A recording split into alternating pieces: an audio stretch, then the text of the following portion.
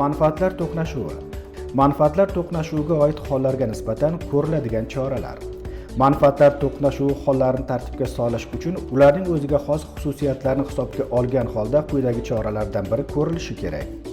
Davlat organining yoki boshqa tashkilotning xodimlarga o'zidagi shaxsiy manfaatdorlikni qonunchilikka muvofiq bartaraf etishi to'g'risidagi takliflar taqdim etish.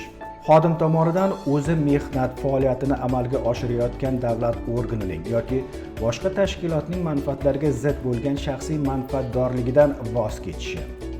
Davlat organi yoki boshqa tashkilot xodimining shaxsiy manfaatdorligini bartaraf etish choralarini ko'rish mumkin bo'lmagan taqdirda xodimning roziligi asosida uni avvalgi lavozimga teng boshqa lavozimga o'tkazish yoki mehnat shartnomasini umumiy asoslarda bekor qilish. Manfaatlar to'qnashuvini tartibga solish bo'yicha choralar davlat organi yoki boshqa tashkilot xodimining roziligi bilan ko'rilishi kerak.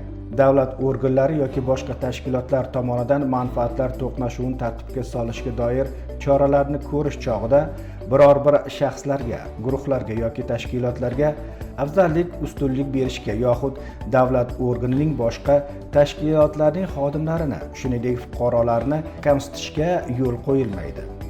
Davlat organlari yoki boshqa tashkilotlar o'z xodimi bilan o'zaro kelishuvga ko'ra manfaatlar to'qnashuvini tartibga solish yuzasidan qonunchilikda taqiqlanmagan boshqa choralarni ham ko'rishi mumkin.